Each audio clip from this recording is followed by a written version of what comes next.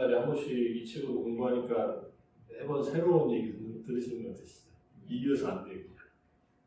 그래서 들으시고 나서 앞에 배웠던 거 한번 쭉 보시고 하면은 이런 맥락에서 오늘 얘기 이런 거였구나 하면서 이렇게 이해하시는 거예요. 이게 쭉 전체가 하나의 시스템으로 해가지고 이걸 정리해 놓은 책이라서 저는 2005년도에 이 책을 미국에서 이제 보고 그다음에 보디스님을 그해 만났어요. 12월 달에 미국에 갔을 때니까 뉴저지에 가서 성호스님하고 같이 홍원사 성호스님 같이 가서 만나 뵙고 인사드리고 막 그랬는데 그리고 벌써 7년 지났네요. 그리고 나서는 이 책으로 쭉 제가 너무 책이 좋아서 강의도 하고 준비도 하고 해왔는데 부처님 법이라는 것이 한 번 읽는다고 내가 소화될 수 있는 게 아니니까 매번 할 때마다 새롭고 원래 고전이라는 건 그런 거잖아요. 내가 변화한 것만큼 보인다고. 그래서 그냥 한 번 공부하면 이해이 되는 게 아니라 깊게 되새기고 또 부처님 말씀이 내 삶 속에서 어떻게 이렇게 적용되어가지고 내 인생을 좀 더 행복하게 하는가 하는 그 문제를 가지고서 보시면 도움이 많이 되는 내용입니다. 책이 번역돼서 나와야 되는데 아직 번역이 안 돼가지고 오늘은 6장의 6번째 절. 6장은 이제 오늘로 다 마무리될 것 같은데 6장의 출가의 이유에 대한 얘기부터 하겠습니다. 지난 시간에 이제 인생은 무상하고 뭐 감각적 쾌락에 여러 가지 문제가 있고 이런 얘기들을 쭉 말씀드렸고, 자 이렇게 무상한 인생에서 출가를 할 이유가 있다면 어떤 이유가 있는가? 물론 출가는 누구나 할 수 있는 건 아닙니다. 그죠? 제가 고등학교 3학년 때 송강사 가출해서 갔더니 큰 스님께서 제가 이제 가자마자 고등학교 3학년이 왔으니 얼마나 뭐라고 생각해야 되나 요즘 생각을 하면 되게 어린애가 왔구나 이렇게 생각했겠어요. 그래서 뭐하러 왔냐고 그랬어서 출가하러 왔습니다. 그러니까 이놈아 출가는 시집갈 때나 하는 거지. 절에 출가하러 내가 제대로 알고서 왔어? 이런 식의. 그래서 출가하면 그 크리스님 생각이 나는데 어쨌든 이 출가는 이제 세속의 삶을 떠나서 전적으로 수행의 길에 들어서는 그러한 삶이라고 할 수 있는데 제가자들의 경우에는 몸은 출가하지 못했더라도 마음은 이 수행의 마음으로 살겠다면은 이게 두 가지 출가가 있다고 그러잖아요. 몸이 출가하고 마음이 출가하는 거. 몸은 출가했는데 마음이 출가 못해서 늘 탐진치에 찌들어 사는 경우도 있고 몸은 출가 못했는데 마음은 출가해서 늘 삶 속에서 부처님 법을 실천하면서 살아가는 출가도 있다고 하고 두 가지 다 하면은 세상이겠죠. 몸도 출가해서 욕망에서 멀리하는 곳에 가서 좋은 도반들과 함께 좋은 스승을 모시고서 수행하면은 그것이 가장 효과적으로 이제 이 세상에서 이룰 수 있는 최상의 깨달음, 해탈이나 열반을 이룰 수 있는 그런 조건을 마련한 건데 어쨌든 출가하는 이유에 대해서 부처님 경전에서 이렇게 설명해 놓고 있습니다. 고통의 깊이와 보편성에 대한 깊은 통찰력을 담고 있다. 우리는 누구나 고통을 겪고 있고 이 고통은 어떤 시대에 어떤 국가에서 어떤 개인들만 겪는 게 아니다. 사실은 부처님의 법이 2600년 동안 우리한테 전해져서 여전히 우리한테 이렇게 울림이 있고 우리 삶의 길잡이가 되는 이유는 이 보편성 때문에 그렇습니다. 그냥 석가족의 한 그 성자로서 또는 인도 출신으로 한 성자로서 사셨다면은 그때 그 지역의 사람들한테만 뭔가 좋은 영향을 끼쳤을 텐데 실제로 부처님의 가르침은 그것을 넘어서서 전 인류, 전 시대의 전 인류와 인간을 넘어선 천신의 영역에 이르기까지 부처님을 천신과 인간의 스승이라고 하는 천인사라는 말을 하는 이유는 천신들도 부처님 법을 듣고서 자기의 문제, 무상함을 자각하고 천신으로서 바꿀 수 있는 길을 갈 수 있는 그런 기회를 제공받기 때문에 보편성은 굉장히 중요한 요소이다. 세계적인 종교나 사상들은 어떤 것이나 다 보편적이죠. 인류, 인종에 관계없이 또는 성별에 관계없이 나이에 관계없이 지역과 시대에 관계없이 누구에게나 통하는 그런 진리다. 이렇게 보시면 될 것 같습니다. 자, 왜 다른 훌륭한 삶을 사는 유능한 수많은 남성과 여성처럼 안락한 집을 떠나서 출가 생활을 선택했는지를 간단하고 명쾌하게 이 라타팔라경에서 설명하고 있습니다. 세상에 살면서 4가지 좌절을 겪는다고 합니다. 늙음, 이게 에이징이라고 하죠. 노화, 그 다음에 질병, 그 다음에 재산을 잃는 것, 친지를 잃는 것. 우리가 애지중지하는 것이 젊음이고 또 건강이고 또 내가 갖고 있는 소유물, 재산이고 가까운 친지, 가족들인데 이것들을 전부 잃을 수밖에 없다는 겁니다. 엊그제 뉴스 보니까 엘리자베스 2세 여왕의 죽음의 원인이 올드 에이지더라고요. 늙어서 돌아가셨다, 노화입니다. 병이 없었다는 얘기예요. 특별한 병이 없었고 그냥 96세를 사시는 동안에 이제 몸의 기관이 낡아서 이제 더 이상 생명이 연장이 안 되니까 돌아가셨다. 그러니까 잘 사시다 가신 거죠. 누구나 그렇게 생각하고 있지만 늙음은 죽음의 바로 직접적인 원인이 될 수도 있고 그렇게 또 나이를 먹지 않고도 얼마든지 우리는 질병이나 또 사고로 죽을 수 있습니다. 늙음과 질병과 재산과 친지를 잃는 것이 재산이나 친지를 잃는 것이 4가지 좌절이고 이 좌절은 우리가 겪어야만 되는 좌절이기도 합니다. 내가 먼저 죽으면은 내 가족들이 나를 잃는 것이고 내 가족들이 누군가가 죽으면 그들을 내가 잃는 것이 되니까 큰 슬픔과 비탄에 빠지게 되는데 이런 것을 경험하고서 이것을 피할 수 있는 이 좌절을 피할 수 있는 길이 없을까라고 고민하는 것이 시달타 왕자예요.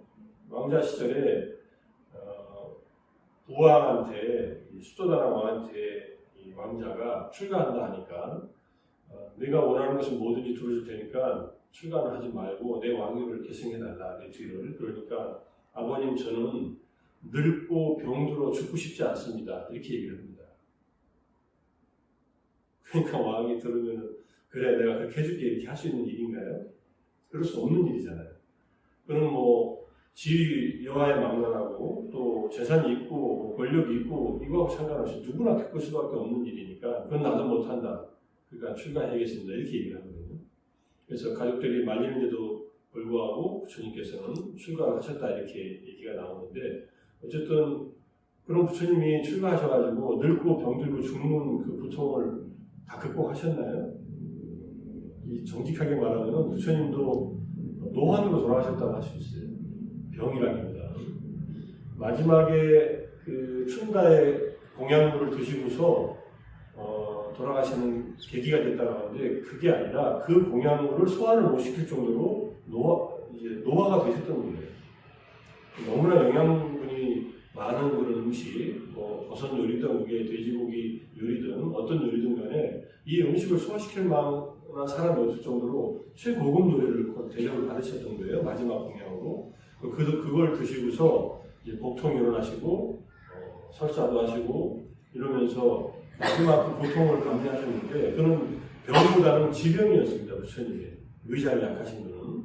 그래서 어쨌든 그걸 드시고서 마지막으로 이제 열반을 하셨는데 우리가 이제 부처님께서도 그렇게 늙음과 병듦과 죽음으로부터 우리가 눈으로 보기에는 벗어나지 못하셨지만은 새로운 늙음과 질병과 죽음이 일어나지 않는 그러한 완전한 해탈을 하셨다는 것이 부처님의 깨달음의 핵심이다라고 우리가 이해할 수 있고 우리는 지금 이제 늙고 병들어 죽어가는데 그 안에서 우리가 정말로 이 늙음과 질병과 고통의 이 삶에서의 늙음과 질병과 고통을 겪으면서 궁극적으로 내 마음에서 길러야 될 어떤 자질이 무엇인가에 대한 그러한 생각을 해야 되는 거죠.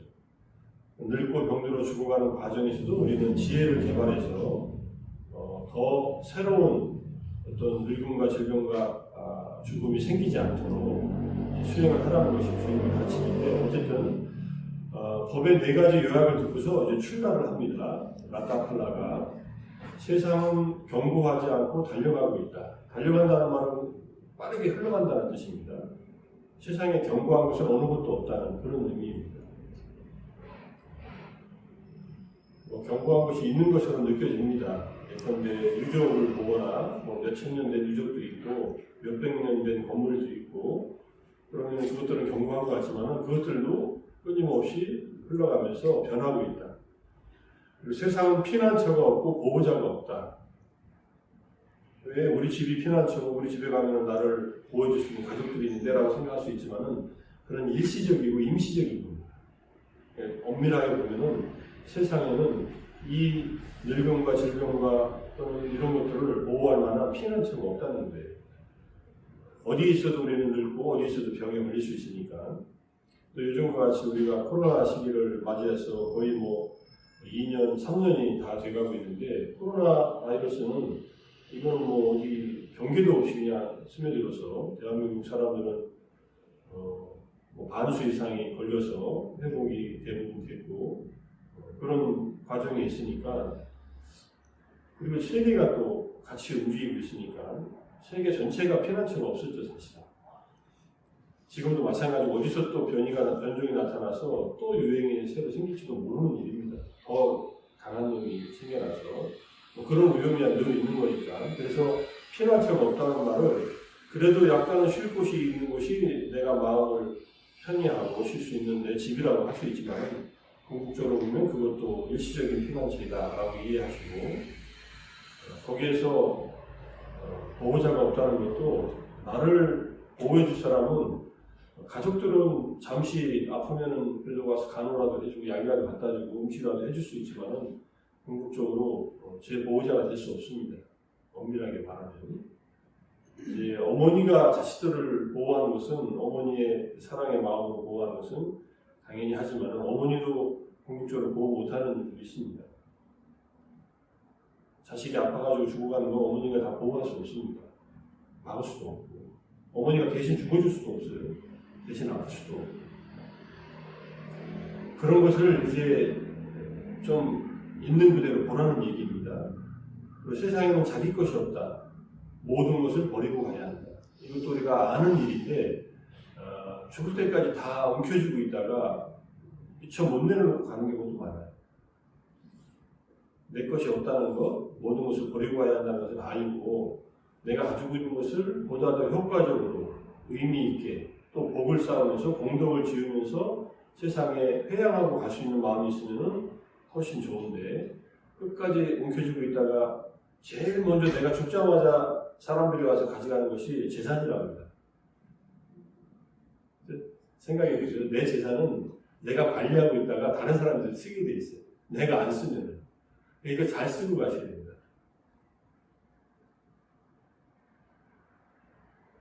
그 재산이 가장 먼저 내 곁을 떠날 겁니다. 잘 해놓고 가지 않으면. 그래서 내 것이 없다는 것은 재산뿐만이 아니라 이 오온도 내 것이 아니라는 얘기예요. 우리의 몸과 마음, 평생을 몸은 이제 먹이고 입히고 재우고 그 다음에 바르고 씻기고 하면서 살아왔는데, 이거 몸이 딱 이제 죽음의 순간에 이르러서는 결국은 내 몸이라는 것이 아니라 이것은 조건에 의해서 생겨났다가 조건이 닿으면 죽을 수밖에 없는 그런 것이구나 하는 것을 그때 자각한다는 거예요. 그래서 오온을 살인자라고 이렇게 비유해서 얘기를 합니다. 내 몸과 마음이 나라고 생각하고 있는데 이게 죽어버리는 거예요. 자기 것이 없다는 것은 밖에 있는 소유물뿐만 아니라 몸과 마음도 그렇다. 이 세상은 항상 불완전하고 만족할 줄 모르며 가랭이 노예로 되어 있다. 항상 불완전하다는 것은 아까 피난처가 없다는 말하고 똑같습니다. 항상 불만족스럽고 안전하지 못하고 완전하지 못하고, 그래서 더 갈망하는지 모릅니다. 우리가 얻지 못할 것을 찾아서 더 갈망하고 있다고 볼 수 있는데, 이 불완전하고 만족할 줄 모르는 가래의 노예가 되어 있는 이 세상, 앞에 이제 세상이라고 하는 이 세상은 내 내면의 세상과 외면의 세상 전부 다 포함하고 있다. 그걸 이제 정확하게 말하면 오음의 세상, 물질의 세계와 정신의 세계의 내적인 물질과 정신은 내가 나라고 생각하고 있는 이 몸과 마음이고, 외부의 물질과 정신은 타인의 몸과 마음이거나 외적인 세계를 말하죠. 그 모든 세상은 이 네 가지 상태에 있으니 이것을 이제 듣고서 출가를 결심했다. 이 세상에 있다가는 결국 나는 이 좌절을 겪고 이렇게 불완전하고 만족할 줄 모르고 내 것이 아니고 피난처도 없고 경고하지도 못한 곳에 의지해서 살아서는 안 되겠다 해가지고 이제 출가를 결심했다는 그런 얘기입니다. 자, 우리가 이제 출가할 연령도 지났고 출가할 수 없다면은 이 세상 것에 대해서 내가 만약에 마음을 두고 있다면은 조심해서 두라는 얘기예요. 이 6장은 상처받지 않게. 가장 상처받는 것은 사실은 어떻게 보면 인간관계 아닙니까? 저 사람은 나를 배반하지 않을 거야 하다가 이제 그 사람 나름대로의 이유에 의해서 뭔가 나에게 언행을 했을 때 상처받고 그러잖아요. 심지어는 뭐 사기치고 도망가는 인간도 있고, 요즘은 뭐 극성을 부리면서 보이스피싱들 괜찮으신지 모르겠어요. 문자로는 어떠한 돈에 관련된 얘기는 다 사기라고 생각하시면 돼요. 엄마 나 휴대폰 고장났어. 이거 다 사기입니다. 그죠? 애가 왜 문자를 보내요? 엄마한테 직접 전화를 하지. 저한테도 아빠, 저는 딸이 없는데 아빠 하면서 가끔 가다 와요. 저는 아예 답도 안 하고 그냥 지워버리고 말지만, 근데 이제 자식을 걱정하는 어머니, 부모님 마음을 파고 들어가서 어쨌든 그렇게 해가지고 사기를 쳐가지고 10만 원을 보내도 100만 원을 보내도, 나중에 뭐 최근에 또 요즘에 다들 은행 빚이 많잖아요. 다들 코로나 겪으면서 그거 이제 대환해 주겠다고 해가지고, 그런 모든 금전거래가 일어나는 모든 스마트폰으로 오는 모든 것은 다 사기다 이렇게 생각하시면 왜 그걸 그렇게 안 하냐면요, 은행은 절대로 문자를 뭐 보내지 않습니다. 조심하라는 문자밖에 안 보내요. 은행에서는 돈을 이제 이걸로 하라는 얘기가 없으니까, 그런 얘기가 있어서 뭔가 급한 마음이 들어서 하시기 전에 반드시 상의하시고, 너무 수법이 대단해서 변호사들도 당한다 그러니까, 대한민국 사람 머리 좋다고 아주 세계적으로 소문나는데 사기치는데도 머리가 너무 좋아서, 그런 경고하지 못한 세상을 살려고 그렇게 바동치는 건 좋은데, 남에게 피해를 주고 사는 것은 정말로 이 가래의 노예가 돼서 자기 업을 악업을 짓고 이제 함정을 파는 거죠.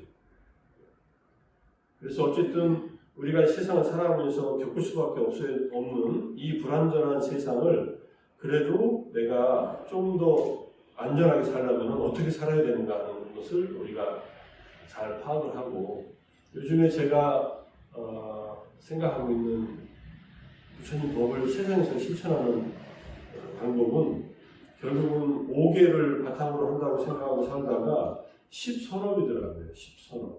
나중에 10선업에 대해서 우리가 이미 다 배웠지만 아무 소리도 안 하는 게 지가 알아서. 자, 그래서 10선업이라는 거, 몸으로 짓는 3가지 업을 유익한 행위를 할 것, 말로 짓는 거 4가지를 유익하게 할 것, 마음으로 짓는 거 4가지를 유익하게 할 것. 이 10선업입니다. 신구의 3업을 그냥 참회만 하지 말고, 참회한 다음에는 몸으로 짓는 살생을 금하고 생명을 살리겠다. 그 다음에 도둑질을 금하고 뭔가 내가 나눌 수 있는 건 나누겠다. 삿된 음행을 하지 않겠다. 그 다음에 거짓말을 하지 않고 진실을 말하겠다. 이간질 시키지 않고 화합시키는 말을 하겠다. 그 다음에 거친 말을 하지 않고 부드러운 말을 자애로운 마음으로 하겠다. 그 다음에 쓸모없는 말을 하지 않고 유익한 말을 해주겠다. 이게 신상구사예요. 몸으로 짓는 3가지, 마음으로 짓는 말로 짓는 4가지. 그 다음에 마음으로 짓는 게 3가지가 탐욕과 분노와 무지, 이제 사견입니다. 탐욕을 버리기 위해서 앞에 이제 생명을 살리는 일과 더불어 다른 사람들에게, 다른 존재들에게 도움이 되는 일을 뭔가 해주겠다. 내가 가지고 있는 걸 나누든지, 내가 알고 있는 걸 알려주든지. 근데 이것도 그냥 무조건 할 수는 없더라고요. 누군가에게 도와줄 때 그것도 나름대로의 절차와 방법이 있더라고요. 부처님 법에 의하면. 고시에 대해서 우리가 이미 4장에서 배웠으니까 4장의 내용 보시면은 나와 남에게 피해를 주지 않고 기꺼이 상대방에게 내가 마음을 일으켜서 줄 수 있는 그러한 마음으로 고시를 하라는 거, 그다음에 적절한 때에 하라는 것들을 이렇게 쭉 보면은 탐욕을 버리는 방법, 고시를 하는 것과 그 다음에 이 몸이 깨끗하지 못하다는 것 또는 죽음을 맞이할 수밖에 없다는 걸로 이 몸에 대한 집착도 좀 내려놓고 그런 수행을 하고 그 다음에 분노를 줄이기 위해서 우리는 이제 인내심을 기르고 자애의 마음을 기르고 자비자애 사무량심을 갖는다. 이것을 항상 이걸 그냥 마음속에 딱 두고 계시면은 수행하고 공부할 때 훨씬 더 도움을 받을 겁니다. 그 다음에 마지막에 사견에 대한 것은 이제 이 잘못된 견의 위험에 대해서 주님 말씀하셨듯이 사견의 가장 무서운 사견은 죽으면 끝이다라는 사견이에요. 이걸 단멸론이라고 하고 허무주의라고 해요. 인생 뭐 있냐, 죽으면 끝이지. 그냥 아주 사람들이 상식적으로 생각하는 거예요. 죽으면 끝이지.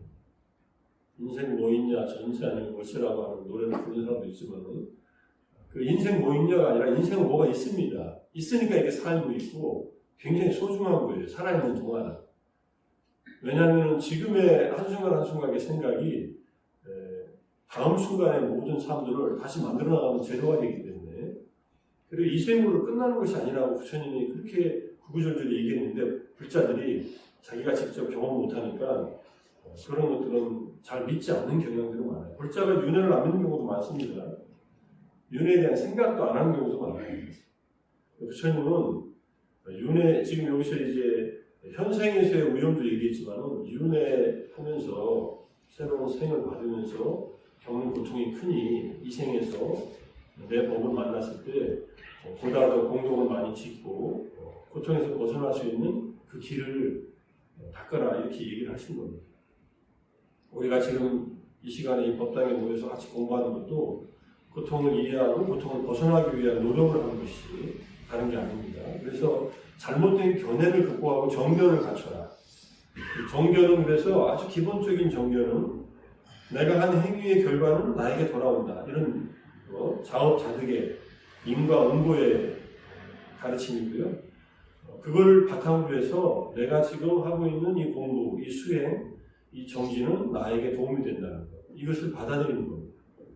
그래서 일단은 죽음은 끝이다라는 견해는 빨리 버리시는 게 좋아요. 우리가 존경하고 스승으로서 모시는 서가모니 부처님께서 이미 깨달으시면서 숙명통을 하셨고 천안통을 하시면서 윤회는 다 검증을 하셨다 이렇게 그냥 믿으세요. 이게 아니다라고 하면은 나중에 돌아가시고 나서 그런 법문들 우리가 이미 읽었잖아요. 윤회가 없다라고 생각했는데 잘 살았다. 그럼 잘 산 만큼 현생은 행복하다. 윤회가 없다라고 좀 못 살았다. 그러면 현생도 엉망이 되지만은 만약에 윤회가 있을 경우에는 다음 생도 큰 고통을 받는다. 그러니까 윤회한다는 것, 내가 윤회하는 게 아니라 이 몸과 마음의 흐름이 언내가 있고 업을 지으면은 새로운 삶이 또 만들어지는 겁니다. 무시대로 그렇게 왔다, 흘러갔다. 우리의 지금 이 몸과 마음의 이 정보 속에는 생명체의 어떤 그런 유전자들이 담겨 있고, 그 다음에 이 마음의 과거생부터 이 현생까지 마음의 여러 가지 경험들이 지금 감춰져 있는 겁니다. 그것들이 드러나는 거예요. 그 드러날 때 지금 이 순간에도 새로운 씨앗을 뿌려가지고 새로운 씨앗 속에서 새로운 결과들이 나타날 수 있는 그런 순간순간이 흘러가고 있다는 얘기입니다. 그래서 10선업 가운데 마지막이 사견을 버리고 정견을 갖는 것이다. 평생을 절에 다녔는데도 별로 좋아진 게 없다 이렇게 생각하실지도 몰라요.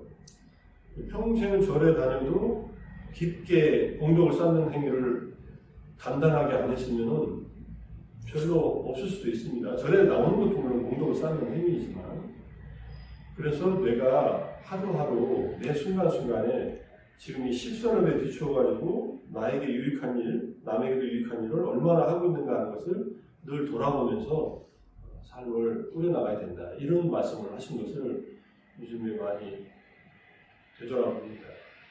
그러니까 명상하고 수행하는 것은 당연히 좋은 일인데, 그것을 하면서 좋아지는 일의 바탕에는 십선업의 가르침을 실천하는 일이 따라줘야 된다. 특히 몸으로 짓는 악행, 말로 짓는 악행을 삼가하고, 그 다음에 마음으로 짓는 탐욕과 분노와 사견을 없애서 탐욕에서 더 자유로워지고 분노에서 자유로워지고 정견을 갖추려고 하는 것이 불법 수행을 세속에서 하는 아주 강렬한 방법이다. 이렇게 이해하시면 됩니다. 5개는 너무 기본적인 거고, 그 위에다가 탐진 사견을 극복하는 일로 우리가 이렇게 와서 법회를 하고 잠깐이라도 자연명상을 하고 또 사견을 극복하기 위해서 내 몸과 마음을 관찰하고 하는 이 수행은 항상 이어져야 됩니다. 자, 그래서 이제 6.7에서 잘못된 견해에 대한 설명을 합니다. 잘못된 견해를 극복하지 않으면 수행을 하지 않게 되고 하더라도 잘못하게 됩니다. 그러니까 죽으면 끝이라고 생각하는 사람들은 아예 수행을 안 하고요. 이 생을 자기 마음대로 살다가 남에게 피해도 주고 자기에게 피해가 되는 행위를 그냥 마음껏 하다가 마지막에 어렵게 죽음을 맞이하고, 죽어서 남는 영혼이 있다고 생각하는 사람은 이 생을 아주 힘들게 살아요. 이 고행에 가깝게. 그러면서 다음 생에 뭔가 행복을 위해서 이 생을 희생하는데 이 두 개 다가 잘못됐다는 그런 얘기입니다. 그런 얘기를 하니까. 자, 그래서 잘못된 견해의 가장 위험한 점은 도덕적 기초를 침식시키거나 부정하는 것. 그래서 이때 잘못된 견해는 이제 기본적으로 허무주의입니다. 죽으면 끝이다라고 생각하는 거예요. 인생 한 번밖에 없는데, 이 인생은 한 번밖에 없는 것은 맞아요. 그런데 원인과 조건이 있으면 또다시 다음 생에 연결된다는 거예요. 이것을 우리가 마음으로 깊게 이해하고 받아들이고 있어야 됩니다. 그 원인과 조건은 우리가 과거로부터 현재로 흘러오면서 지금도 끊임없이 일으키고 있는 의도입니다. 의도에 기초한 말과 행동이 원인과 조건이 되어서 새로운 삶이 펼쳐지니 십선업의 유익한 행위들을 신구의 상업으로 한다면 이것은 아까 불안전하고 불만족스러운 이 세상에서 그래도 안전한 내 마음의 어떤 안식처를 마음 안에다 만들어 놓는 겁니다. 견해의 위험 중 하나는 낮은 세계로 다시 태어나는 것이다. 그러니까 이게 사견 중에서 허무주의에 빠진 사람들은 신구의 상업이 조절되지 않고 쾌락에 빠지든지 파괴적으로 빠지든지 하면서 이 생도 비참하게 만로를 맞이하고 다음 생은 더 나쁜 세계로 태어난다는 그런 얘기입니다. 부처님이 보시니까 인간으로 태어나서 다음 세상에 인간이나 천신으로 가는 존재보다 낮은 세계로 가는 존재가 더 많다는 것을 보셨어요. 그러니까 인간으로 태어나서 다시 인간으로 태어나는 삶을 살기도 그런 인간도 적다는 겁니다. 다시 인간으로 태어나고 싶으시면 5계를 잘 지키시면 돼요. 그렇게 부처님이 말씀하시니 그래서 5계를 항상 늘 지켜라고 하는 얘기를 하신 것이 다시 인간으로 태어나는 그 기본적인 선업이 된다. 이런 얘기. 거기다가 보시도 튼튼히 하면은 인간 이후에 인간으로 태어나도 훨씬 더 행복한 인간으로 태어나고 또 천상에 태어날 수 있는 그 근거도 되니까.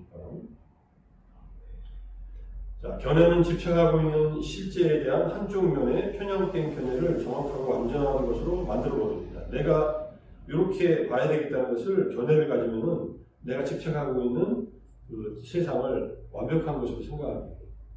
잘못된 견해죠. 이게 이제 편향된 견해라고 하는 것은 요즘에 확증 편향이라고 하는 말을 많이 쓰잖아요. 내가 믿고 싶은 것만 믿는 거예요. 내가 믿고 싶은 것만 믿으면은 사실을 자기가 믿는 방향으로만 국회에서 보게 됩니다.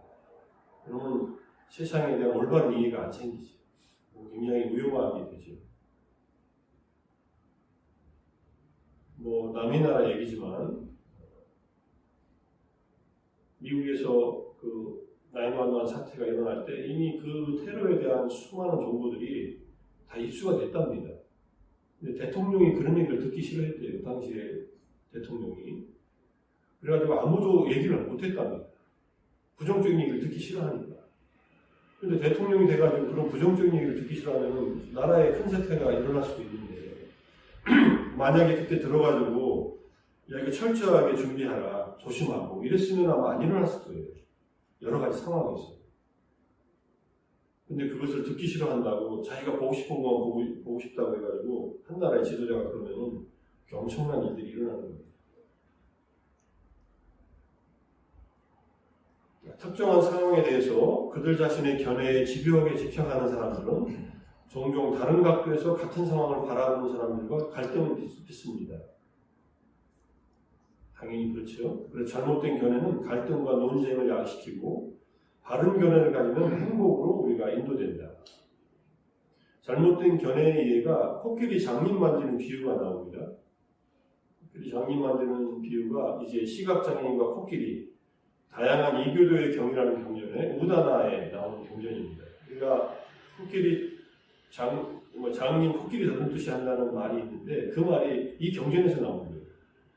물론 이 경전이 이제 파리오에서 남겨진 경전이지만 한역으로도 전승된 경전들이 있고 그 경전을 통해서 이 세계로 풀려나가는 거예요. 안수정등이라는 것도 아시잖아요. 안수정등. 뭐 사막을 가던 나그네가 막 미친 코끼리가 쫓아와서 도망가다가 우물 속으로 들어가가지고 덩굴에 매달렸는데 밑에 4마리의 덕사와 큰 동룡이 한 마리가 있고 위에서 흰쥐와 거미쥐가 그걸 갉아먹고 있는데 꿀벌 집에서 꿀이 한 방울씩 떨어지면 입에 떨어지는 바람에 그 꿀맛에 취해가지고 있는 상황. 이것을 톨스토이가 인용을 해요. 톨스토이의 저작 속에. 톨스토이 마술에서 서양 사람들이 이해를 했을 거예요.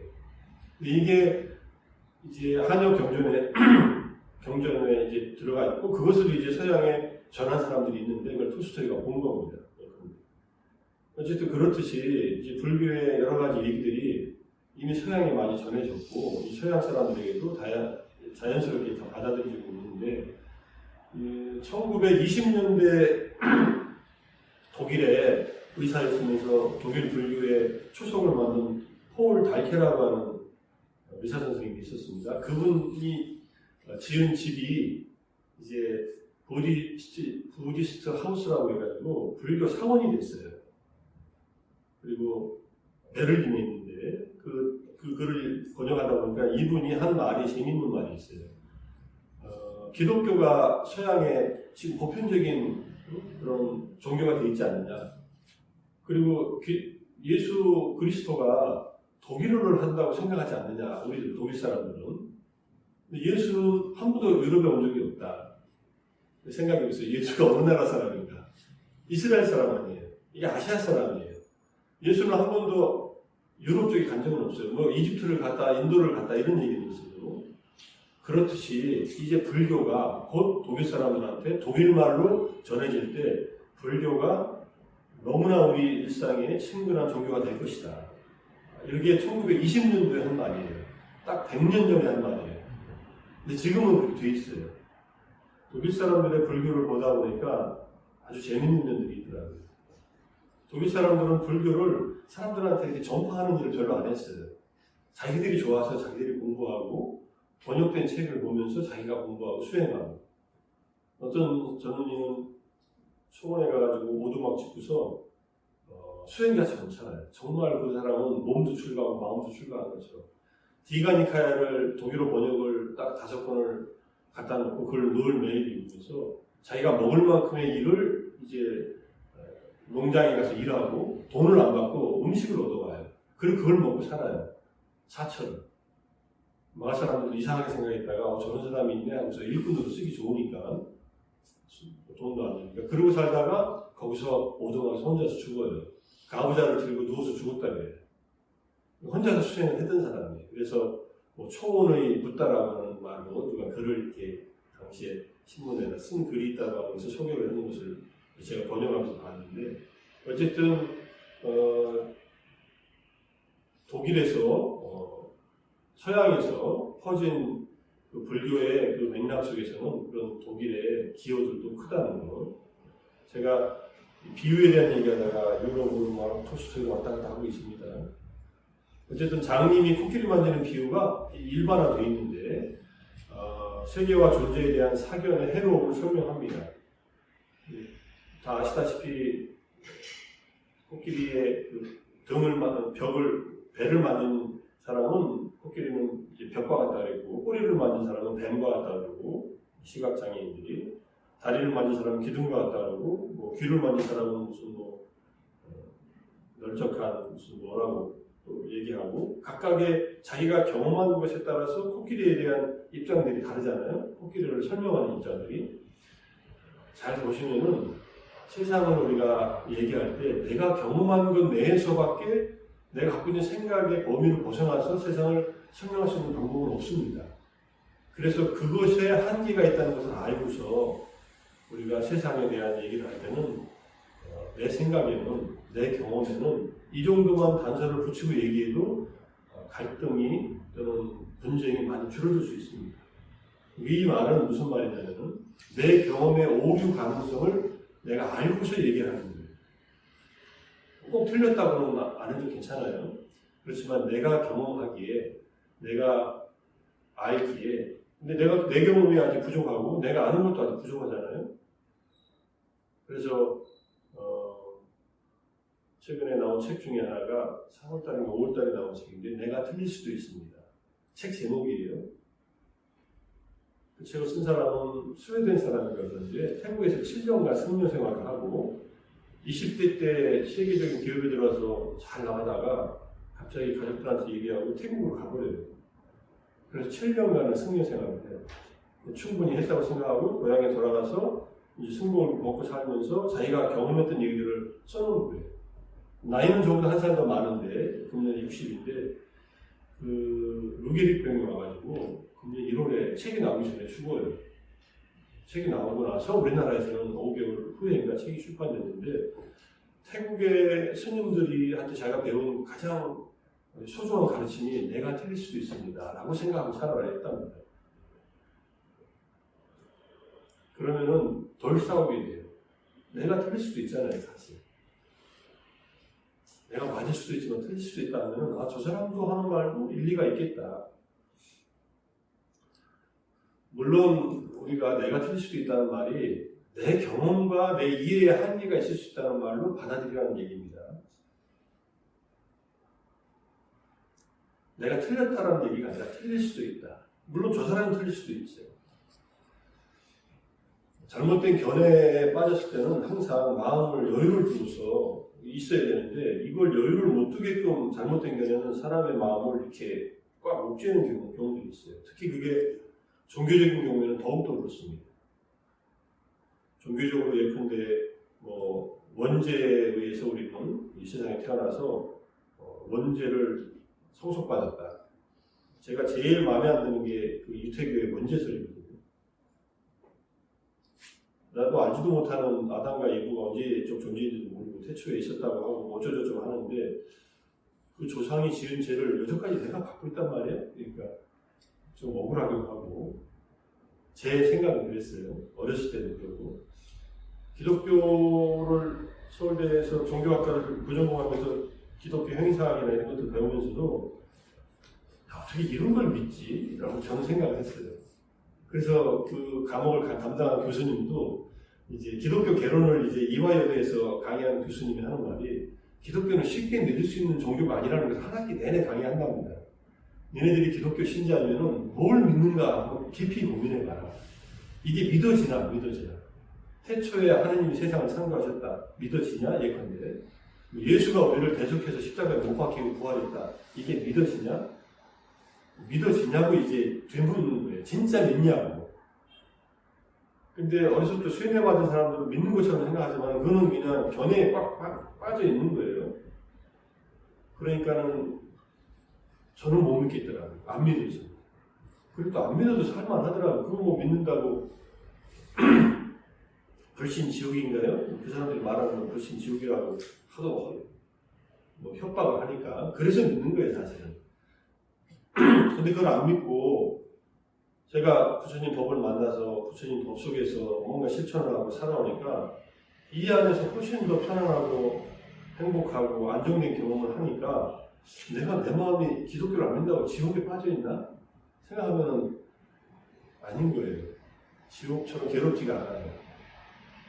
그리고 수행하니까 너무 행복해요.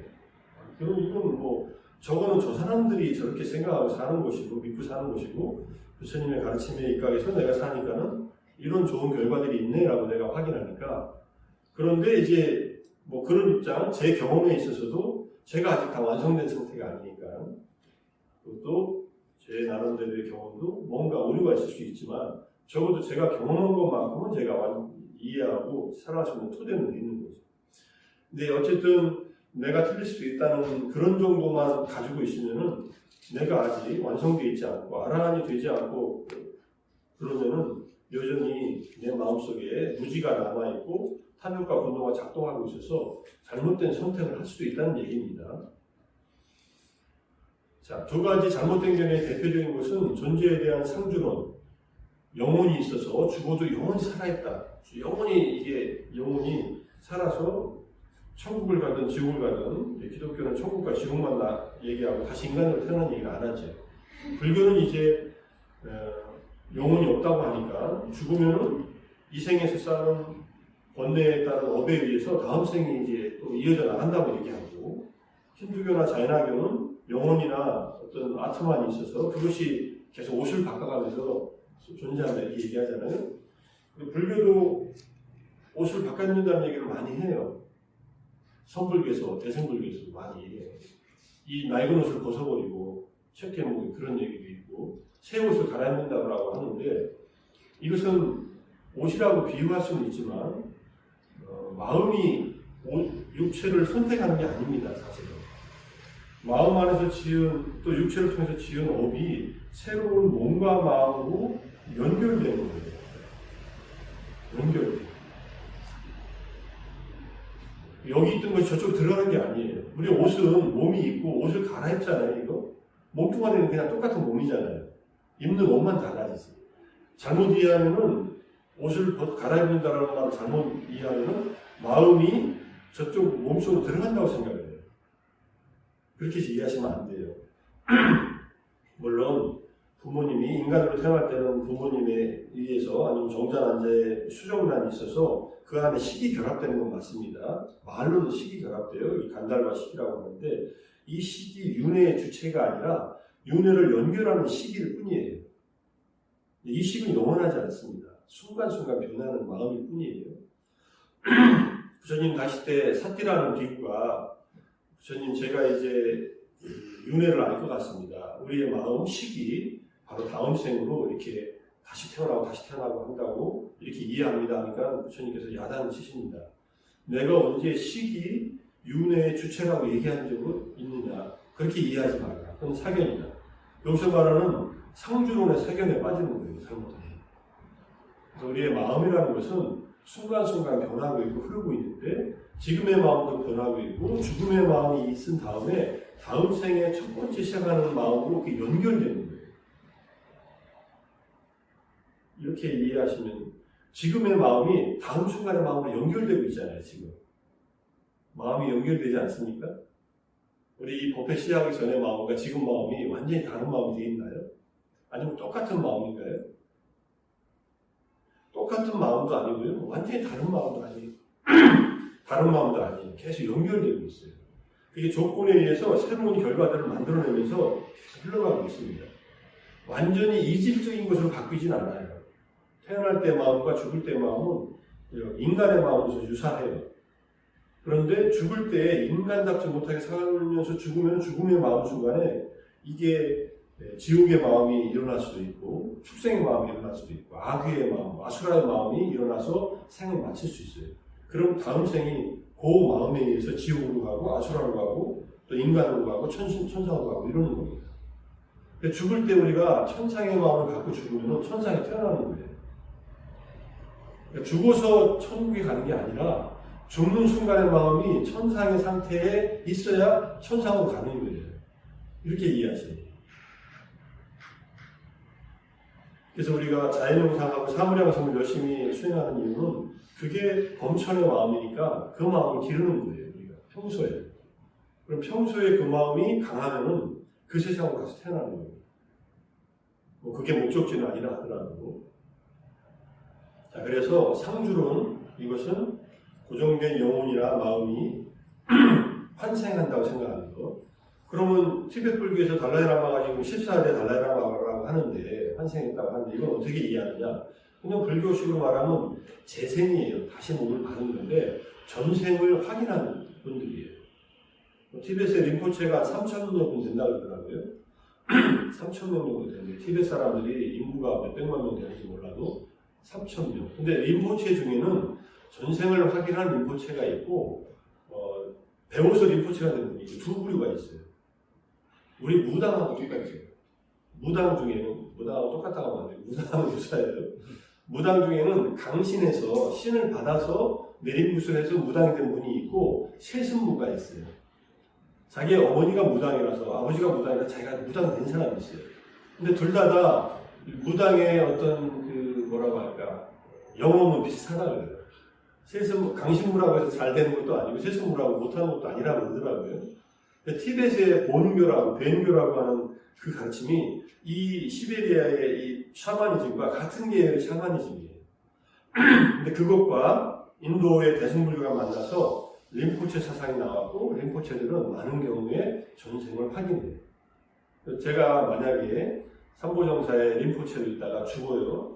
그러면 한 2-3살 후에 어디서 태어나요? 그럼 삼보정사에 아직 남아있는 제자들한테 꿈에 나타나서 나 찾으러 와라 이렇게 나타나요. 그런 제자들이 혼자만 나타나는 게 아니라 다양하게 나타나요. 야, 스승이 드디어 환생해서 이제 2-3살 돼서 우리를 알아볼 나이가 됐으니 찾으러 가자 해가지고 집단으로 가요. 한 사람이 가는 거예요. 이 쿤둔이라는 영화에 보면 달라이라마 참인 얘기가 나오거든요. 가가지고 확인을 합니다. 자기가 쓰던 물건들 다 가져가가지고 데려와서 쫙 펼쳐놔요. 염주를, 제가 이제 이걸 주로 썼어요. 이 시인물을. 그럼 이거하고 비슷한 것들을 대개를 갖다 놔요. 그리고 자기 걸 찾으라고 해요. 그럼 자기 것만 딱 찾아요.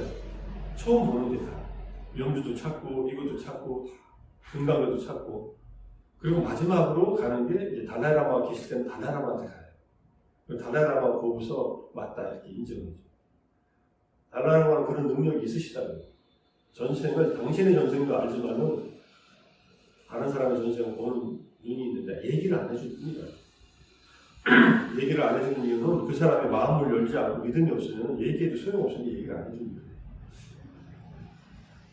자, 그래서 티베트의 환생 사상은 나름대로의 검증 시스템이 있다는 거. 그리고 그 림포체가 이 림포체로 태어났다고 해서 영혼이 마음으로 연결되어 있는 것은 사실인데 이게 영혼이 불변하는 영혼은 아니라는 얘기예요. 그게 상주론의 입장이에요. 불교가 아니다라고 이해하시는데 부처님께서 연등불한테 디팡카라 부타한테 수기를 받으셨어요. 그대는 앞으로 사아성지 10만 대거 후에 어느 어디에서 태어나서 석가모니 부처가 될 것이다 라고. 그거는 이제 보살로서의 삶이 시작된 수메라 행가의 첫 번째 이제 수기였는데 그 수기를 받고 나서부터 이분은 보살로서의 마음을 버리지 않고 그 오랜 세월 동안 보살행을 합니다. 그래서 붓다가 돼요. 그 예언처럼. 근데 이것은 특별한 사람에게만 하는 예언이에요. 그리고 그건 영혼이 붓다가 된 게 아니에요. 마음을 훈련해가지고 중생의 마음이 보살이 되어서 보살로서의 수많은 생을 훈련해서 붓다로서의 마지막 삶이 석가모니 붓다의 삶으로 태어나는 거예요. 우리도 그럴 수는 있어요. 우리는 너무나 마음이 자주 바뀌잖아요. 내가 보살이라고 한다면은 그 마음이 바뀌면 안 돼요. 보살행을 하겠다는 마음이. 그래서 그런 예는 이제 윤회를 하면서 마음을 더 향상시켜서 마지막에 붓다의 경지로 가는 것은 상주론의 입장이 아닙니다. 이렇게 이해하셔야 돼요. 달라이라마 존자님이나 린포체들도 그런 수행의 과정이 있는 분들이다. 이렇게 이해하셔야 되고, 그 다음에 이거는 그래도 좀 괜찮아요. 상주론 가지고 있으면 잘못 살지는 않아요. 예컨대 지옥에 간다고 협박을 하면 지옥에 갈 일은 안 해요. 잘 살아. 착한 일도 잘하고 헌금도 잘 내고. 그래서 천상에 갈 수 있습니다. 천국에. 제가 여러 차례 말씀드린 적이 있는데 기독교인들이 가는 천상이 있을 거예요. 잘 사는 기독교인들이. 그게 저는 욕계 천상이라고 생각합니다. 그들은 욕계를 벗어난 일을 한 적이 없어요. 색계의 삼매에 들어가는 경험을 한 적도 없고, 물론 기독교에서 말하는 사랑이 불교의 사무량심과 같이 깊이 있는 선정의 경험으로 사랑을 깊이 체험한 분들은 만약에 그런 경지가 있다면 색계에 갈 수도 있었을 겁니다. 아주 깊은 단계의 그런 수련을 하는 분들 중에는. 근데 대부분의 신자들은 그런 수련을 하지 않고 사랑을 나누더라도 그냥 뭐 어떤 사람 도와주는 걸로 나눈다면 그거는 욕계에서 일어나는 일들이니까 욕계 천상에 갔을 가능성이 높고, 그 천상에 가면은 그들의 무리들이 같이 모여서 유유상종이니까 업이 비슷한 사람들이 모이니까 거기서 그냥 또 여기가 천국이라고 생각하고 살 수도 있습니다. 거기에 수명만큼. 그게 몇 천만이 됐건 몇 억년이 됐건. 그런데 그게 종점이 아니라는 것이 붓다의 깨달음이에요. 부처님의 깨달음은 온 세계의 모든 것을 보셨기 때문에 그 세계의 나름대로 갖고 있는 그 특징들을 다 이제 알고 계시니까. 그래서 상주론에 빠져서 삶을 잘 살아서 보시도 많이 하고 뭐 남에게 베푸는 일도 많이 하고, 사실 그 일은 불교인보다 기독교인들이 많이 하죠. 그걸 아주 정직하게 성실하게 한다면은, 그런 사람들은 그러면은 거기에 따른 좋은 과보를 받게 돼 있는 겁니다. 그래서 이거는 덜 위험한데 반면으로는 아주 위험한 견해다. 이게 죽음은 끝이라는 이 견해는 말씀드렸듯이 도덕적 기초를 침식시켜서 막 산다. 그리고 이거에 빠져가지고 뭐 내가 죽음은 끝이지 하고서 수많은 사람들에게 해코지를 하고 살인을 하고 상해를 입히고, 뭐 나도 그렇게 피해를 받았는데 뭐 니네들한테 하는 게 뭐가 잘못이야, 내가 받은 대로 돌려주는 건데, 이런 생각을 하고 있다면은 이건 엄청난 악업을 짓고 그 악업의 결과로 낮은 세계로 태어난다. 그 마음을 일으키는 것 자체가 이미 이게 인간의 마음이 아닌 거예요, 사실은. 인간이 아니니까 죽이자 이런 생각도 할 수 있지만 죽이는 것도 인간의 마음이 아닙니다, 사실. 그런 존재들을 죽여서 없애버리면은 이게 끝나는 일이 아니에요. 그리고 죽이는 동안에 죽이는 사람이 짓는 악업은 또 새로운 악업을 짓게 돼요. 그래서 부처님의 형벌로는 격리예요, 격리. 격리시키면 돼요. 비용 들어가지 않느냐. 격리시켜서 들어가는 비용이 죽여서 받는 과보보다, 이거는 눈에 보이진 않지만 더 싸다는 거예요. 그래서 감형이 없는 무기형으로 격리시키면 돼요. 사회에 다시 돌아올 경우에 이렇게 뭔가 범죄를 저질 수 있는 연쇄 살인범 같은 경우나 이런 사람들은 그냥 미국 같으면은 150년형, 300년 이렇게 형을 때리잖아요. 미국은 사형제도도 있는 나라입니다. 300년 때리면은 그냥 거기서 죽으라는 얘기예요.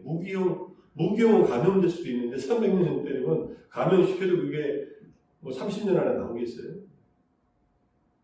그렇게 해놓고 그렇게 해서 고통을 주는 것이 또 목적이 아니라 그 속에서 교화될 수 있는 여건들을 마련해 주자는 거예요. 그게 인간의 마음이고 보다 더 고상한 마음이 인간이었어요. 그러니까 살인범들이라 하더라도 그들에게도 교화의 기회를 줘야 된다. 영국에서는 앙굴리말라 재단이 있답니다. 앙굴리말라 연쇄 살인범이잖아요. 그래서 이제 그렇게 무기형을 받거나, 아마 제가 알기로는 영국은 사형제도가 없는 걸로 알고, 유럽의 대부분 나라는 사형제도가 없어요, 아예. 그래서 아주 무기형을 살거나 이렇게 사는 사람들을 교화하기 위해서 이제 가서 불교를 가르치고 명상을 가르치기도 하는데, 그것도 아주 중요한 교화 활동 중에 하나예요. 단면론에 빠지는 이 일은 위험하다. 절대로 단면론이 마음속에 깃들면은 이건 사견이라고 부처님이 말씀하셨고, 내가 태어나서 지금까지 살아온 삶이 이어져 있듯이 죽음과 함께 다음 생도 이어진다. 그러니 나는 죽음의 순간까지도 십선업을 마음속에 간직하고, 죽음의 순간에는 말과 행동을 못하니까 누워있다면은 마음으로 탐욕을 덜고, 분노를 덜고, 무지를 덜자, 사견을 덜자라고 생각하고, 끊임없이 명상을 하면서, 사물양심을 일으키면서, 몸과 마음을 관찰하면서, 탐욕과 분노와 사견을 줄이는 이 십선업의 마음, 이것을 죽음의 순간까지 하고 가면은 이 삶에서 삶의 마지막이 굉장히 안정될 것이고, 안정된 마음으로 죽었을 때 다음 생이 좋게 연결된다는 얘기입니다. 그렇게 공부를 하는 거예요. 나중에 병상에 정말로 누워서 우리가 누우면 시각이 차단되고 다른 감각은 다 차단돼도 청각이 마지막까지 열려있다고 합니다. 그 절대로 혼수 상태에 있다고 생각해서 그 앞에서 말을 하는 것을 함부로 하면 안 돼요. 이분은 청각이 열려있어서 다 듣고 있을 줄 몰라요. 표현도 못하고 말도 못하고 임종 단계에 들어섰다 하더라도 이게 무의식을 하더라도 청각이 열려서 계속 이렇게 소통이 된다는 거예요. 들어온다는 거예요. 정보가. 그럴 때 좋은 말을 해주라는 거예요.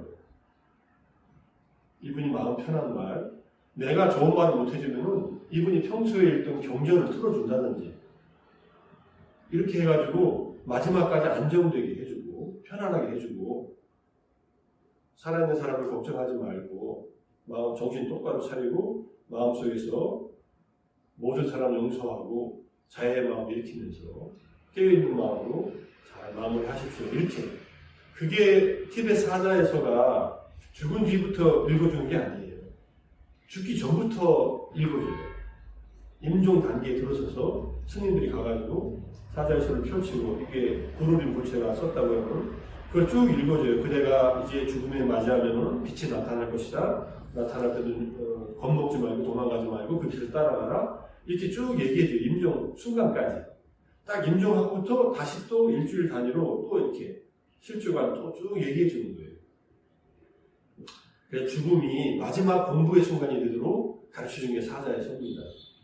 우리는 49제를 지내는 형식으로 남아있지만 49제가 중요한 게 아니라 죽음 직전의 마음을 잘 쓰는 게 중요하다.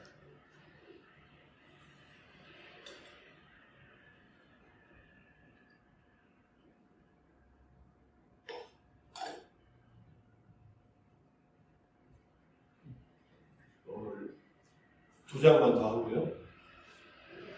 설명 마치기로 합니다. 그래서 상주론의 문제는 이제 자해경이라는 경전인데 상주론자는 극단적 실제론자, 영혼이 있다라고 믿는 사람들이에요. 그러니까 영혼이 산다라고, 영혼은 영원하다라는 그런 주장을 하는 사람들은 명상하는 사람들이 깊은 선정의 기쁨 상태를 얻는 것을 고취시킬 수 있다. 자, 우리가 명상을 합니다. 그럼 마음이 행복해져요. 그 행복한 것이 영원히 가리라고 영원히 가기를 바라면서 그 행복의 상태를 계속 추구하는 것. 이게 상주론과 연결되어 있습니다. 상주론자들은 그냥 아무나 되는 건 아니에요. 깊은 신앙이 있거나 이런 명상을 했거나 수행을 했던 사람들이에요. 영속적인 자아의 자각이나 천상의 존재와 합치되는 것처럼 이해를 해요.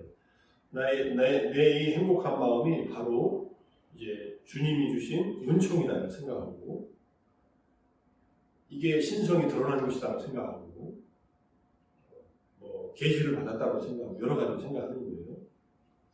인간계에서는 이러한 상태를 증득하는 것은 무색계나 섬세한 색이 남아있는 세계에 해당하는 단계로 다시 태어난다. 색계나 무색계로 태어나는 것. 이것을 존재에 대한 가래라고 하고 색계는 색계의 사선정을 닦을 때 갈 수 있는 세계, 무색계는 무색계의 사정을 닦을 때 가는 세계입니다. 아직 색계의 사선을 경험하지 못하셨다면 수행을 한번 해보시면 좋아요.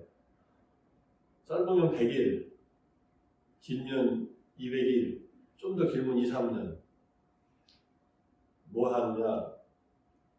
이제 아침에서 일어나서 잘 때까지 콧구멍만 보는 거예요. 여기 집중하는 거예요. 그걸 이제 아나파나사티, 호흡 마음챙김 명상이라고 하는데 들숨날숨의 마음챙김. 다른 일은 다 내려놓고 나는 오직 이제 새끼 선정을 한번 경험하고 인생을 마감하고 싶다면은 모문간에 들어갈 필요는 없으시지만 그렇게 수행을 하실 필요도 있다. 근데 집에서 혼자 하면은 밥도 끓여 먹고 사람도 만나야 되고 이러니까 하기 어렵잖아요. 그럼 센터에 가는 거예요. 이렇게 가르쳐주는. 이렇게 가서 수행하시는 곳이 있습니다. 최근에 다녀오신 분, 연세가 좀 77세신데 작년에 저랑 같이 수행하시다가 공무원으로 정년퇴직하신 거사님인데 삼매 상태를 좀 경험하고 싶다 이런 얘기를 하시더라고요. 그러면 제가 해보니까 한 500시간 정도 하시면 좋을 것 같다. 500시간이면 한 달 정도 집중 명상 하는 거예요. 그랬더니 어디서 할 수 있냐 그래서 제가 거창에 붓다선언을 소개해드렸어요. 김경신이라는 김윤 스님이 가르치신 곳인데 거기 가서 한번 해보시라고 했더니 가셨어요. 가서 스님하고 대담하고서 스님 제가 수행하러 왔다. 이제 김재정 교수가 소개해서 왔습니다 하니까는 그러냐고 잘 오셨다. 얼마나 하면 됩니까? 그러니까 스님이 100일 만에 해보시라고 합니다. 100일을 하셨어요. 나름대로 좋은 경험을 하셨어요. 엊그제 제가 지난 수요일 날 뵙고 같이 점심 먹고 제 강의 듣고 그러셨는데 지금 불교 방송 쪽에서 강의하는 명상과 치유하는 강의를 들으셨는데 그러더니 스님이 또 권하시더래요. 2년 반 스님 제가 아직 마음대로 이 선배에 드는데 어려움이 있으니까 얼마나 더 하면 될까요? 그 스님이 2년만 해보시라. 그러니까 이제 생각을 하고 계신 것 같아요. 진행도 좋대요, 거기가. 제가 이제 비용은 얼마나 들었습니까? 라고 여쭤봤어요. 그랬더니, 비용을 내라고 하지는 않습니다. 그런데 하루에 한 3만원꼴로 냅니다. 하루에 3만원이면 한 달이면 90만원 내고 지낸다는 거예요. 그리고 한 달에 한 번 정도 대종공양을 합니다. 그러니까 당신이 쓰는 비용이 한 달에 한 100만원씩 들어갑니다. 그러더라고요. 근데 거기서 저녁은 안 주지만 아침, 점심 먹고 공부하고 수행하고 100만원이면은 우리가 지금 여기 서울에서 한 달에 100만원 더 쓰고 살지 않나요? 물론 최저 생계로 산다면 덜 쓸 수도 있지만 집이 있고 그래서 다시 명상하러 가시기 전에 저를 보고 점검받고 싶다고 저를 만나는 거예요. 그래서 처음으로 제가 예전에도 명상을 했지만 제가 최근에 작년부터 명상을 같이 했던 인연이 있어서 그래서 정말로 그 경험하고 싶으시면 이렇게 하실 수도 있습니다. 그리고 다리 아픈 거 걱정하지 마세요. 의자에 앉아서 하실 수 있어요. 의자에. 근데 마음을 먹느냐가 중요하죠. 내 동기가 있으면 얼마든지 수행할 수 있다. 자, 그래서 새끼의 선정은 그렇게 닦아서 경험할 수 있다. 그리고 그 경험이 일상 속에서 그 경험이 이어지면은 새끼의 천상에 간다는 얘기예요. 이건 아주 강력한 업이라서 죽을 때 바꿀 수 없어요. 그냥 그쪽으로 가요. 근데 불법을 이해하고 새끼의 선정을 닦고 초선이든 이선이든 삼선을 닦고 사선을 닦고 만약 그 상태에서 임종한다면 그냥 그 세계에 가는 겁니다. 죽는 순간의 마음이 선정의 마음이고 새끼의 초선, 이선, 삼선, 사선 중에 하나라면 그것이 강한 업이 돼가지고 바로 죽자마자 흘러가요. 그렇게 이제 불교는 가는 방법이 있다. 자비사의 사무량심을 닦으면은 최대한 자비심은 삼선천, 우페카, 평정무량심은 이제 사선천까지 갈 수 있다라고 얘기를 하는 겁니다. 많은 종교들이 인간 상황의 마지막 답으로서 천상계를 가리키는 데 반해 천상세계, 천국에 간다고 그렇다면 이러한 세상은 무상함과 윤회의 고통으로부터 마지막 출구를 제공해주지 못한다고 합니다. 우리가 명상을, 선정을 닦을 때 어느 정도의 시간 동안 선정을 닦잖아요.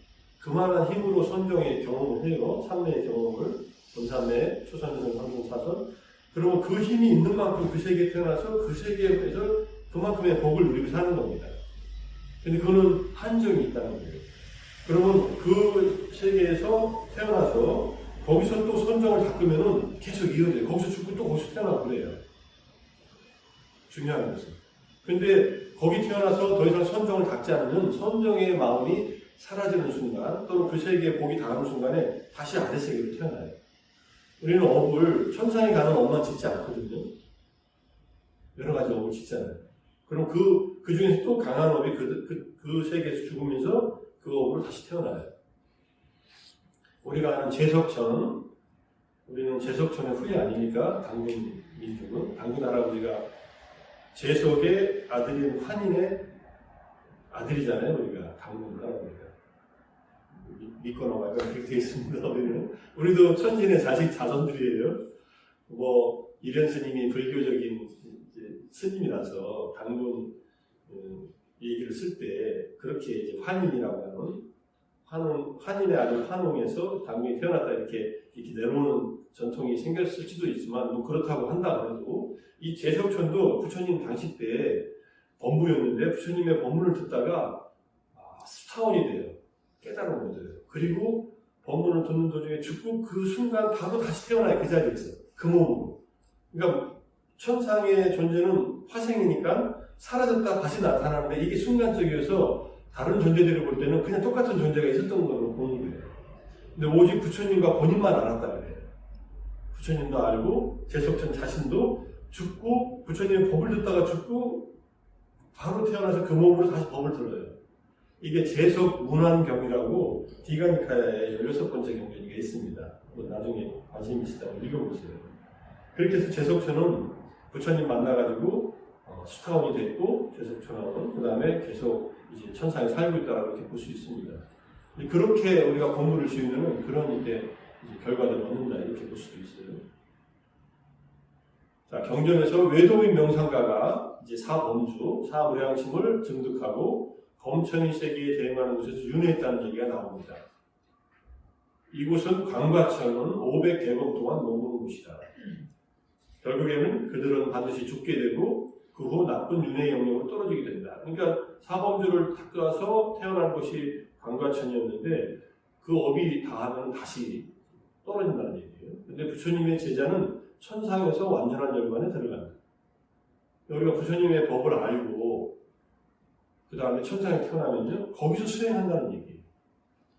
얼마나 다행이에요. 복은 복대로 받고 그리고 거기서 수행을 더해서 거기는 뭐 그 이미지가 구체화돼서 정토세상으로 나타났다고 그렇게 생각할 수도 있습니다. 정토는 아미타불의 정토는 아미타불의 원력에 의해서 만들어진 세상이에요. 그러니까 이 세상에 3계에 존재하는 세상이 아니에요, 사실. 그걸 보토라고 해요, 보토. 보신이라고 하고.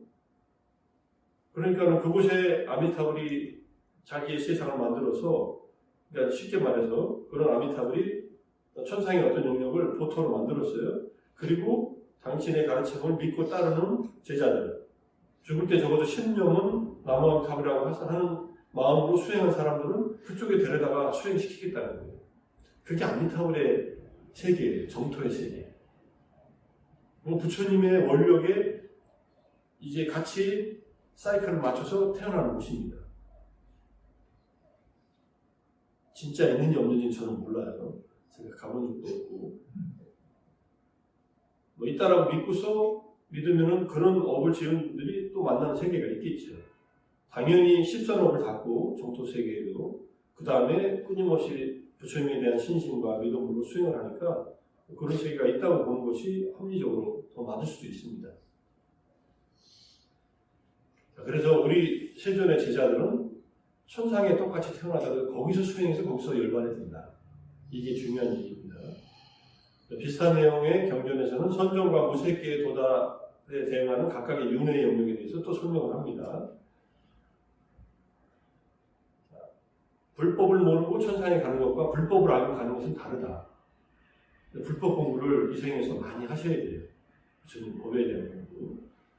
그래야 우리가 어디서 행복하게 태어나도 그 행복이 일시적이라는 것, 천상의 행복조차도 일시적이라는 것을 알고 거기에 취해 있지 않고 집착하지 않으면서 계속 마음을 더 닦을 수 있는 겁니다. 아주 좋은 환경에서.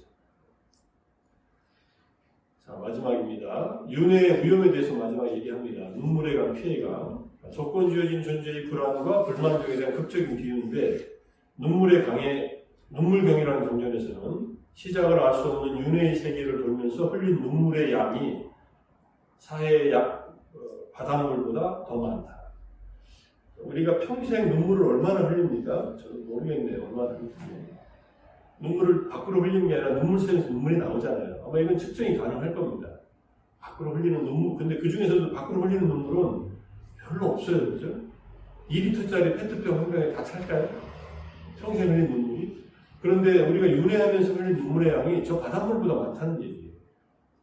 그 다음에 30명경에서는 30명의 두타행을 하는 비구들, 아직 번뇌를 다 끊지 못했어요. 그대들이 윤회를 하면서 가축과 사람으로 태어나서 죽으면서 흘린 피의 양, 가축으로 태어나면 죽임을 당하고 사람으로 태어나서도 참수돼서 만약 죽는다고 했다면 그 흘린 피의 양이 저 사해에 있는 바닷물보다 더 많다는 것을 설명을 합니다. 그러니까 이 30명의 비구들이 깜짝 놀라서 정진을 해가지고 이 자리에서 바로 집착이 없어져서 이 오온에 대한 집착이 다 떨어져 나가서 번뇌에서 마음이 해탈하도록 법을 차려서 30명이 그 자리에서 모두 아란이 됩니다. 근데 이렇게 들어서 아란이 됐는데 나는 이 법문 들어도 아무렇지도 않네? 라고 생각하실 수 있죠. 뭐가 다를까요? 우리는 준비를 안 했어요. 수행을 별로 안 해. 이분들처럼 아주 진지하게. 두타행이라는 것은 굉장히 고행에 가까운 아주 소유귀족하는 그러한 삶을 사는 겁니다. 탁발 음식으로만 살고, 그 다음에 이 지붕이 있는 집안에서 머물지 않고 나무 아래나 동굴에서만 살고, 그 다음에 한 곳에서 하루밖에 머물지 않고, 이 세상에 있는 어떤 곳에도 집착을 극소화하면서 사는 삶이 두타행이에요. 우리 말하면 이제 만행하는 그런 수행 같은 유사한데, 그렇게 사는 분들은 이미 마음이 수행으로 단련되어 있고 마지막으로 부처님께서 남아있는 족쇄를 번뇌를 끊기 위해서 무명의 번뇌를 끊기 위해서 법문을 하시니까 그게 딱 끊어지는 순간이 오는 거예요. 그래서 이게 언하에 오도했다라고 이렇게 얘기하는데 선에서도 마찬가지입니다. 언하에 오도하려면은 그 대화를 나누기 전에 스승과 대화를 하기 전에 아주 그냥 백척간두의 진을 구하는 그러한 수행의 힘이 이 에너지가 모아져 있어야 돼요. 그럴 때 스승과의 대화에서 탁 터지는 그런 경험을 하겠죠. 그 깨달음이 어떤 깨달음인지는 저도 잘 모르지만 어쨌든 이분들이 부처님의 이 법문을 통해서 딱 아란이 됐다는 것은 출탑 동시에 그 순간에 온 거예요.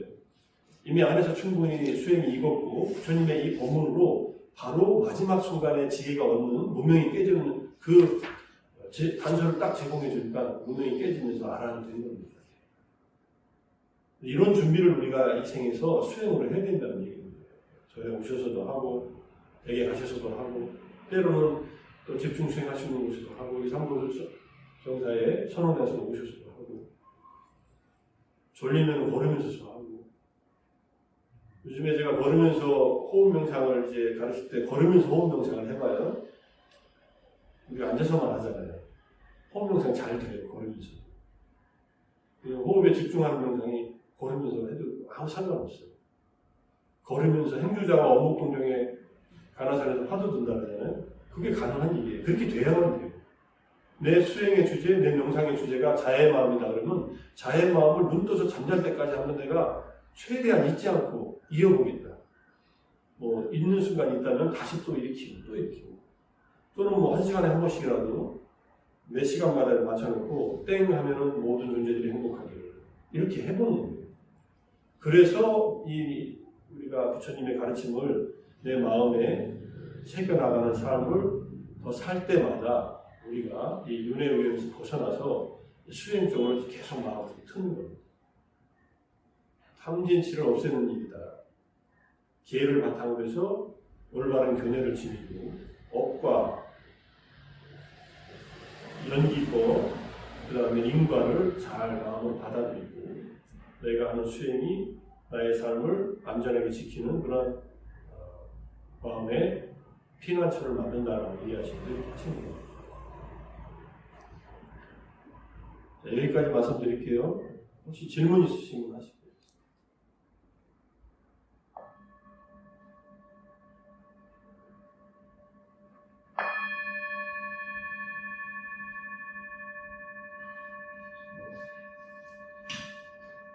오늘 법회 여기서 마치겠습니다. 감사합니다.